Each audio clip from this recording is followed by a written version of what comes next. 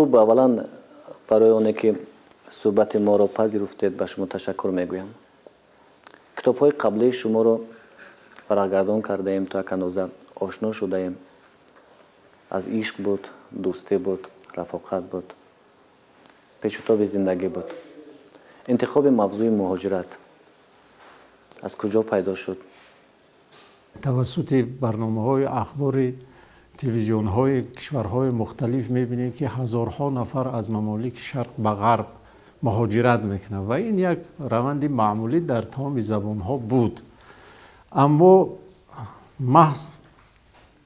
این موضوع رو انتخاب کردن و سر این افواردن اثر بدی از اونجا منشأ گرفت که شما نیز آگاهی دارید که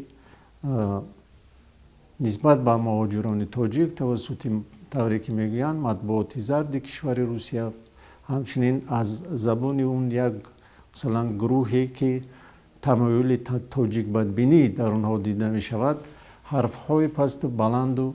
درشت صدا می دهد و مهاجر تاجیک به حیث یک نفری که زبان روسی را نمی داند، یک نفری که حقوقهای خود را نمی شناسد، از حقوقهای خود حمایت کردن نمی تواند، به مثل یک نفرهایی که هنری ندارند و زیاده از این اونها را جنایتکار معرفی میکنه. و من همچون یک تاجیک، همچون یک فرزند این آب و خاک و دیار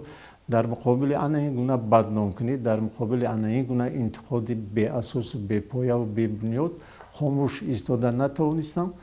و سعی کردم با آفریدن این اثر ثابت سازم که مهاجر تاجیک دانش دارد، مهاجر تاجیک هوشیار است، مهاجر تاجیک زیرک است، مهاجر تاجیک ننگ ناموس و افتخار ملی دارد و او میتواند از حقوقهای خود، از منفعت‌های ملی خود در تمام حالت‌هایی که باشد حمایت کنم. قصه بازداشت مهاجر رو مطالعه کردم و همین گونه حالت هم بود که گمان کردم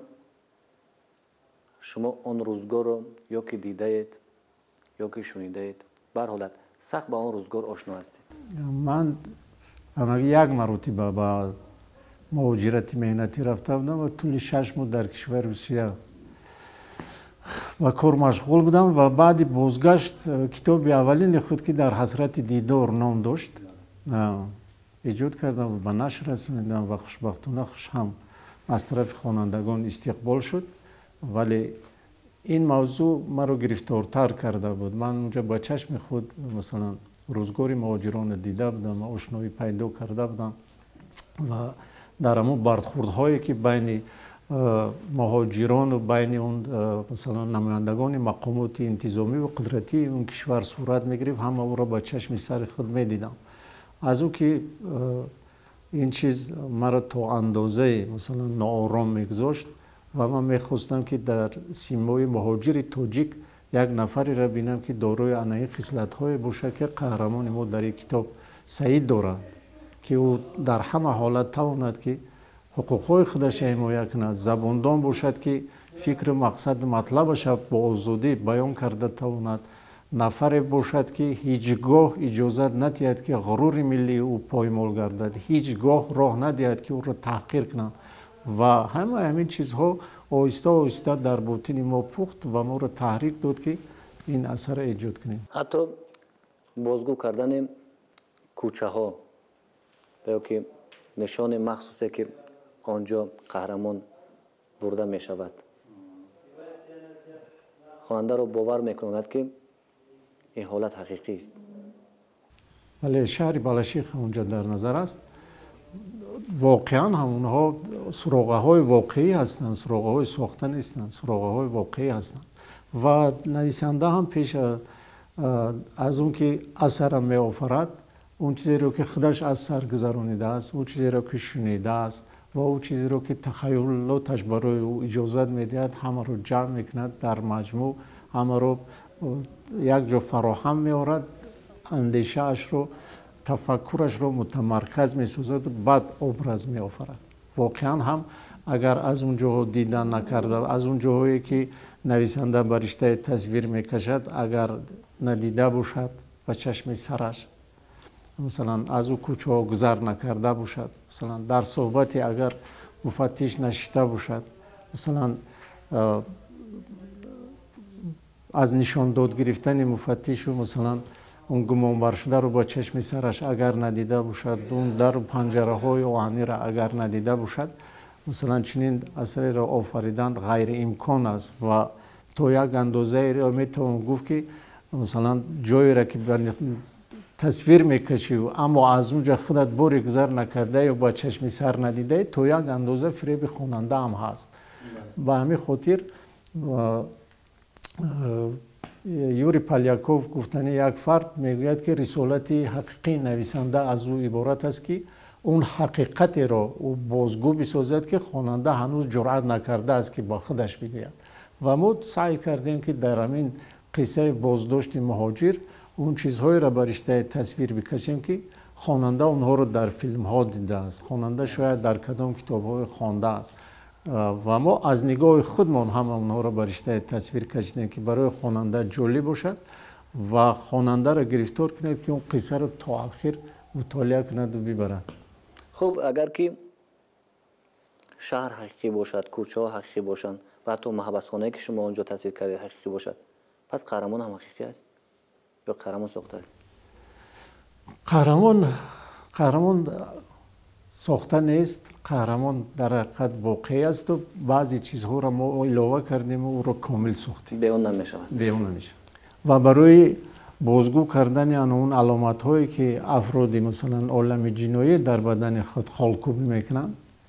برای اونها ما با چندین نفرهایی که در این سمت مثلا سالهای زیادی در محبس بودند، حتی آنمون عنوانی در ناخونک، آنمون که اونها را همچون جنایتکار اشدی بازگو میسازد، یعنی که جنایتکاری مخصوصا خفناک، با اونها هم صحبت شدیم و بعدا با منبع‌های اطلاعاتی که هست با اونجاها وارد شدیم و اون معلومات ها را پیدا کردیم و با قصه وارد ساختیم که تا او رنگین براید و برای خواننده دلگیر نباشد و خواننده وقتی که قصه را مطالعه میکند تا اندازه گرفتار این اثر شود که خودش رو در جوی آن قهرمان اساسی تصویر کند. مقصد ما هم همین است که انم توجیک و مثل انم سعید باید باشد. خب قصه شما قصه در قصه است، البته یک واقعه به واقعه دیگر برمیخورد و همین گونه به شکل یک زنجیر است و من احساس کردم که در هر یک بند شما یک قهرمانی را آوردید که او نیکبین است نسبت به همین سعید. این تخیل کجا پیدا شد در حالی که بیشتر قصه ها این چیز رو ندارن؟ نظر نیک یک نفر دیگر نسبت به خود بیدار کردن توسط همون اخلاق و توسط همون آداب و توسط معرفت و توسط همون فرهنگ بلند همون شخص پیدا میشه. وقتی که انسان فرهنگ بلند دارد، آداب بلند معاشرت دارد، جامبینی وسیع دارد، مثلا هم صحبت خوب هست و خواه نخواه در نفری که مثلا با او هم صحبت است یا در مقابل اون نشسته است، در نهاد اون نسبت به خودش مهر، محبت، توجه و نکویی را بیدار میکند. و سعید نیز اگر شما اهمیت داده باشید، وقتی که اون محبوس پیر یکی از مخلص‌های اشدی مثلا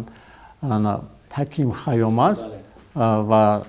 از سعید خواهش میکند که اول مثال اول رو خود محبوس پیر میارد، یک رباعی از خیام میخواند و سعید در حال اون رباعی رو به زبان توجیکی میخواند و محبوس پیر میپرسد که شما این رو به زبان توجیکی گفتی خواندید؟ میگه سعید میگه که بله. میگه چی زبان شیوا و متنتن، در حقیقت صاحب چنین زبان باید که شعری با مضمون بلند بگوید و از همین سخن وی سعید الهام گرفته است، افتخار او را فرا میگیرد وقتی که نسبت به فرهنگ او، مثلا نسبت به زبان او، نسبت به ملت او چنین یک بهاگذاری بلند احساس می شود. چند رباعی پی در پی از خیام برای محبوس پیر میخواند و به همین محبوس پیر با او توجه حاصل میکند. محبوس پیر فرد عادی نیست، نفری هست که سخن او سخن است، گپی او را کسی رد کرده نمیتواند و حکم او در اون محبس حکم نهایی است و با قول اون دزدی چی میگن، دزد قانونی عالم جنایت است. وقتی که راستی من کتاب شما رو به دست گرفتم و با نامش آشنا شدم، گمان کردم که تمام قهرمانانش نسل جوان هستند نسل امروز هستند، چی از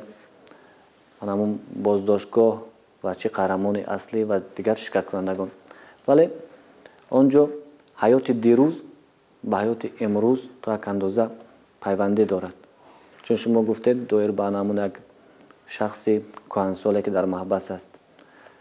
چون آن یک رفیق دیگری خود سعید که روزگاری در خدمت همراه خدمت کردن و همین تخیل هم از هنر ایجادکار وابستگی دارد یا که این قانون روز است. خیلی وابسته به همون مهارت نویسندگی است. باید که چیزی گوید که در خور نیاز خواننده امروز باشد و باید برای شما من گفتم وقتی که قهرمان اساسی را تصویر میکند باید تمام خصلت‌های نیک انسانی را در مثلا سیمای او در سیمای او بازگو نماید تا رسالت ادبیات هم تربیه یک انسان کامل است و مادامی که تربیه رسالت کامل باشد و انمو منشأ اساسیش انمو قهرمان اساسی که الگو و نمونه عبرت خواننده می شود. پس همون قهرمان اساسی باید که یک سیمای برجسته باشد، یک سیمای باشد که در حقیقت خواننده خواه در نهادش این اندیشه روزانه که من باید که مثل انامین باشم، من باید که انامین گونه باشم و در حقیقت اون جایی که شما گفتید هم خدمت خود را در استقبال میکند این غیر تصادفی صورت میگیرد. انا اونجا من برای کشودن انامون چهره قهرمان اساسی سعید اون خصلت هایی را که در دیگر مورد اونا را بازگو کردن نمیشد که اون مثلا یک فرد نیست که مثلا به معرفت باشد، فرد نیست که ترسو باشد، برای انمون جسارت برای انمون شجاعت برای انمون اراده قویش بازگو کردن انمون سخنها را از زبان همخدمتی او آوردن. اصلا مهاجرت هر یک شخص رو روحان میشکنند، بله، و با همین گونه حالت ها گرفتار شدن باز یک دنیای تماما غیر گفتنی است. که در قهرمان شما من احساس نکردم که در جای او خود را از دست دهد، در جای خود را چکل گویم بازداشت گمان کند، همیشه خود را کامل میقپد، همیشه بازگو میکند، به گناه خود اقرار میشود در حالی که او امکانیت از این گناه سرکشی کردن را داشت در قسمت اول کتاب. و این همین چیز من گمان نمیکنم که هر یک شخصی که بازداشت میشود در دلش ناامیدی نداشته باشد، ولی در قهرمان شما این چیز نیست. پوشیدن نیست که زندگی پر از شیب و فراز و پستی و بلندی هاست. او افتادن ها دارد، خیستن ها دارد، اما انسانی که ارادهش قوی هست همیشه باید به این اندیشه باشد که در قفا کپرک ها ترکانده شدن، با قفا دیگر راه نیست، همیشه باید به پیش حرکت کند و چون به زانو می افتد باید امیدواری مثلا دستگیری یا که کمک از جانب نباشد، باید که خودش سعی کند که باز سری پا بخیزد و به پیش حرکت نماید. و سعید هم اون که امکان داشت که مثلا از مجازات آزاد شود، یعنی که اون همسری اندری برای او راهش رو نشان میدهد که مثلا برای حبس نشدن من امتیازهای زیادی دارم، من باید که خودم رو حمایت میکردم، من با بالای این و مسب در حالت نامکلفی قرار داشت و من طفل مثلا کودکان خرد دارم که نابالغ هستم، با بالای این در بطن مثلا طفل دارم و همه اینها برای من امکانیت میدن، امتیاز میدن که حبس نشم. و سعید رو میگه که تو برو به خونه خواب خودت چنین وانمود که گویا که تو اینجا حضور نداشتی. انا همون فتوت جوانمردی سعید رو اجازه نمیدهد که چنین رفتار کنه، میگه که جنایت رو من صادر کردم و باید که من مجازاتی او را مثلا کشم. و با پشت پنجره افتادنش غم غصه خوردن و بیهوده است. در واقع شما میگید که مثلا هیچ امکان ندارد که مثلا با پشت پنجره رفتن مثلا روحان افتادن نشه، شکستن نشه، ولی در نهاد او همیشه یک مثلا اندیشه است که این حالت موقتی است و گذشته از این وقتی که شما اثر خوانده باشید در اون جایی که با محبوس پیر صحبت میکند یا که با مفتش صحبت میکند میگوید که اگر من با مشاهده چنین حال اگر از خودم واکنش نشان نمیدادم دخالت نمیکردم برای نجات مثلا اول اکسن اول برای نجات مثلا همسر اندری اگر از جو بر نمیخستم و مثلا با اون بحث وارد نمیشدم اگر عمر وجدان که دادر ایمان است مرا عمر اذیت میداد از این خاطر من آرامم اگر جای او کسی دیگر هم میشد من باید که چنین رفتار میکردم و همون لحظه که سعید برای نجات اکسن میرود اون از دست دو نفر مثلا ناخلافی که میخواهم دعوا باشه که بزوری او را وارد ماشین کنند و ببرند از اون کوچه و دمهای زیاد میگذرد اما گویا که این یک کار معمول باشد کسی توجه نمیکند و از اون میان همون سعید نماینده مثلا کشور شرق که خونش با قول اروپایی همیشه در جوش است آرام بودن نمیتواند میرود و واکنش نشون میده همین به همین لحظه مانند یک نواری در شبکه اجتماعی یوتیوب نیز هست و همون نفری که در میان صدها نفر میرود مثلا یک دختر از دست ابوشان خلاص میکنه توجیک است حالا که اونجا ساخته است اونجا و مثل شما روزنامه‌نگارا انمی حالت هم میخواهن که امتحان کنن که اگر دختر مثلا در حالت ناگوار است کی مثلا دست یوری با اون دراز میکند اونجا نوار میرود چندین نفر نشون میده یک نفر روزنامه خوانده است با چشم سرش میبیند که دو نفر مثلا دختر اذیت میتین یگان واکنش نشون نمیتین از صدها نفر دیگه از راه میگذرن در همون میون یک توجیک میرود اون دختر خلاص میکنن حتی کار به اندازه شدت میگیرد که قریب که زد و خور کنن که نماینده های اون تلویزیون میدونن میگن اینا هنرمندا هستن اینا اکتورها هستن شما وای شوید مثلا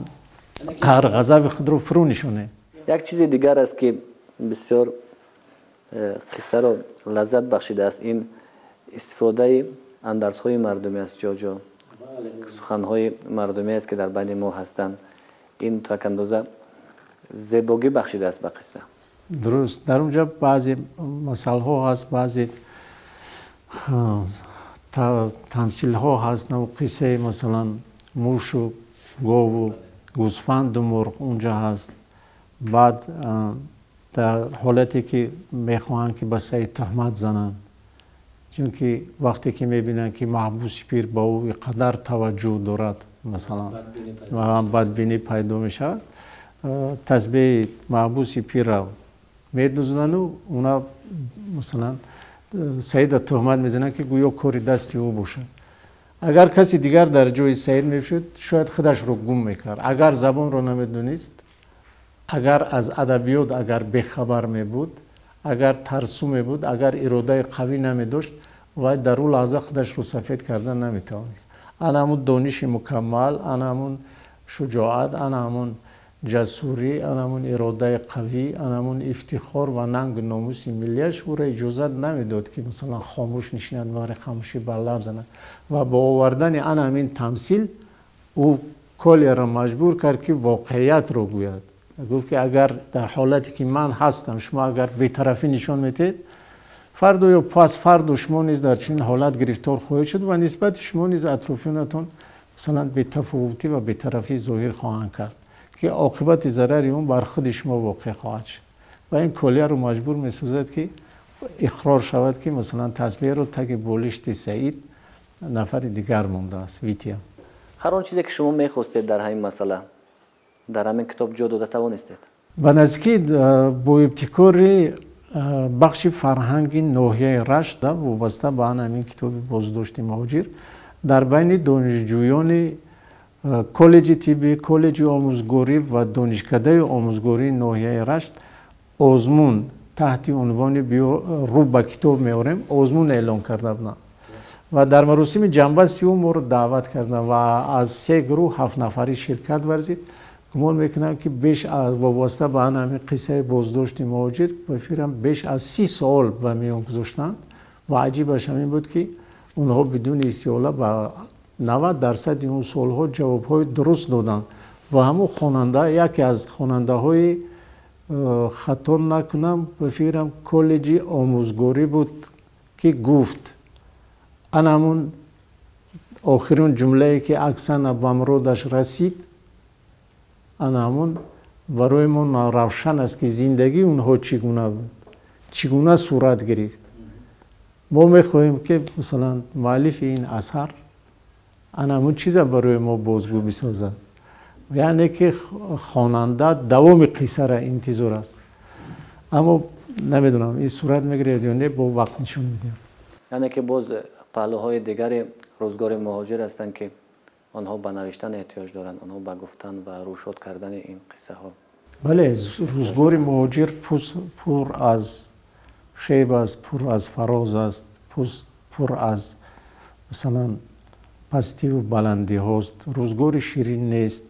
اگر مثلا مهاجرانی که حتی موفق هستند حتی مثلا سرمایه‌داران کلانی که هستند اما چون دور از وطن هستند همون احساسی مثلا غربت احساسی فراق نسبت به وطن نسبت به پیوندو خود این مثلا بازگو کننده اون هست که روزگار اونها اون طرزی که مثلا به مشاهده میرسد شیرین نیست درد فراق وطن فراق مثلا روی عزیزان و دوستان خیلی درد سنگین است و همون عباره مشهوری که بگذار گدا باشم در خاک وطن باشم این تا یک اندازه اساس هم دارد این هرگز معنی اون را ندارد که مثلا در وطن باشی گدا باشی و اون معنی نگفته است و اون که در چنین حالت هم باشند در مثلا وطن خودم باشم از هوای اون نفس بگیرم از چشم ساری او مثلا بنوشم از اون زیبایی طبیعتی او چشمم را آب دیم این بهترین نعمت است خوب یک واقعه رخ میدهد و از آن سالها میگذرند این واقعه البته بعد از گذشت چند ده ساله عیناً آورده نمی شود برای ایجادکار سری وقت نوشتن همین حالت خوب است چون که صحیح می براید یا که بعد از چند وقت دیگر بعد از اون که این واقعه را می خورد با اون وارد می شود پهلوهای دیگرش را از خود می کند سوال بسیار با موقع درست هم هست در واقع نویسنده با قول پیری نویسنده یه روز تولستوی باید که نویسنده باید نویسد اما در نوشتن شتاب کردن به منفیت کار نیست برای چی؟ برای که نویسنده برای خودش نمی نویسد او برای هزارها نفر می نویسد اودیتوری او خیلی کلان است و او برای هر یک سخنی که میگوید باید که جواب بگوید و یکی از موفقیت های نویسنده این است که اگر او درک کند که چی رو نگوید چی رو نگفتن اگر درک کند علاقه این یک موفقیتی است و هیچ اثری را با انشای مثلا سروسیمگی امیدوار شدن که مثلا موفق میشد مورد استقبال گرم خواننده قرار میگیرد به فکر من که بگمان است مثلا برای نوشتن یک اثری تاریخی مثلا برای نوشتن مثال میبریم استاد بروت عبدالرحمن برای نوشتن کروش کبیر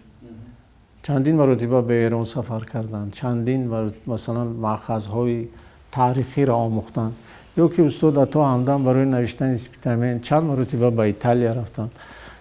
همه اینها در یک سال و 2 سال صورت نگیرید سالها لازم آمد که این موضوع رو در خود حل فصل کنند تمام پهلوهای او را آموزند بعد یک چیزی روی مثلا کاغذ بیارند تا خواننده از او مثلا چیزی را که میخواهد برداشت کند برای نوشتن بازداشت مهاجر چقدر وقت لازم آمد؟ بازداشت مهاجر نزدیک به 2 سال در شما اگر اهمیت داده باشید بعدی قصه بازداشت مهاجر قصه تمثیلی صداقت است من قصه تمثیلی صداقت با آسانی نوشتم و با یک نشستن هم گویم که نوشتم بعد اندکی تحریر خورد مثلا کمتر خودم هم تعریف توصیف کنم لیکن در بازداشت مهاجر خیلی کردم زحمت کشیدم چندین مرتبه او رو تحریر کردم دوستانم نزدیکانم اونایی که مثلا خواننده دائمی هستند، اونهایی که مثلا حق استادی دارن، برای اونها نشان دادم تو یک چیز مسئله که مسئله بنیاد مهم بود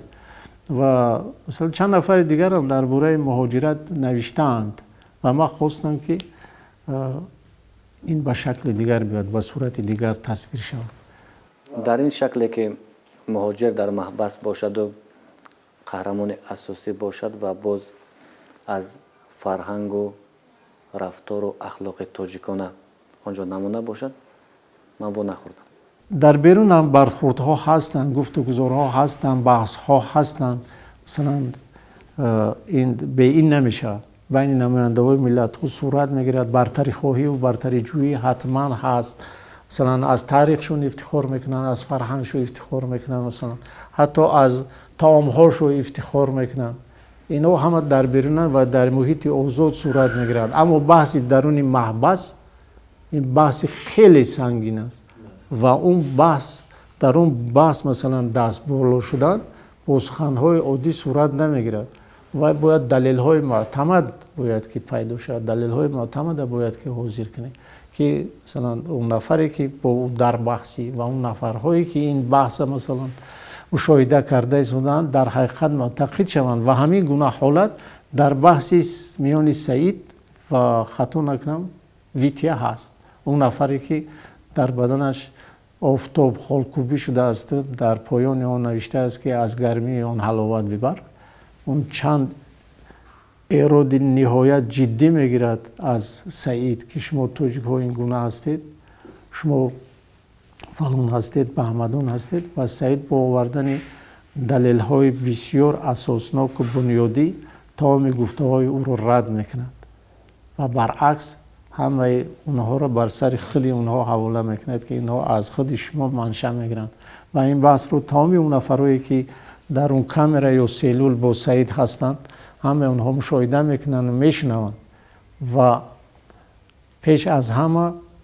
الکسی که لقب استری دارد پیش از همه او واکنش نشان میدهد و برتریت سعید اعلام می‌دارد و ویتیا رو با آرام شدن و با نشستن هدایت میکند که اون چیزی که سعید اینجا به زبان آورد همه در حقیقت منبع واقعی دارند و سخن نهایی سخن آخر از محبوس پیر است، اون نیز از سعید جانب داری میکند. یعنی اونجا یک بحثی بسیار تیزتون که در اصطلاحات ادبی اون را کانفلیکت میگن، کانفلیکت بسیار تیزتون است و از اونجا سعید سربلندانه میبره. درباره بحث سخن کردید. بعد از اون که کتاب روی چاپ آمد، به دست اهل فرهنگ رسید، اهل ادب رسید، بودن بحثایی که بعض اپیزودها یا که بعض لحظه های کتاب برای بعض خواننده ها یا که ناروشن بودن یا که مقبول نبودن. راستی تا حال از زبان کسی نشنیدم. یگانه نفر استاد پروفسور مرودی هستند که تقریر نوشتن، آخر سخن در این کتاب آورده شده است. اونها همون لحظه ربای خانی سعید در محبس، اون جایی که برای محبوس پیر میخونن اونجا نیو، دفعه دیوم که چند ربای نمیدونم 8 یا 10 تا است، ایراد گرفتن که کمتر طولانی شده است. دیگر ایراد جدید هنوز نگرفتن و گمان میکنن که اول موردی مثلا تحلیل جدی منقدان عزیز ما قرار نگرفته است و به عیب بیگنو تنها خداوند است. اون کسی که مثلا حرکت میکند، کار میکند، فعالیت میکند، چشم بینه و گوش شنوا و زبان گویا دارد، حتما به یگان سهو، به یگان خطا راه میدهد و من خرسند میشدم که اگر از رشته غربیل میبیختن، فکر اندیشه خود را میگفتن، چون که همه این برای نویسنده، برای ایجادکار یک درس است. با نظر اعتبار گرفتن اونها مثلا برنامه آیندهش برنامه ریزی میکنن. بهترین بر حالت قصه روز است، قصه زندگی است و خوندنش از منفعت خالی نیست البته. و برای شما روی چاپ آمدن همین کتاب تازه مبارک باشد و در روزگار، در زندگی، در ایجاد با شما موفقیت میخواهیم. بیننده عزیز، خود رسا میکنیم که ما صحبت داشتیم با پوبلیسیست، ادیب سراج‌الدین اکرامی بالای کتاب تازه نشر با نام بازداشت مهاجر. برنامه ما ادامه دارد.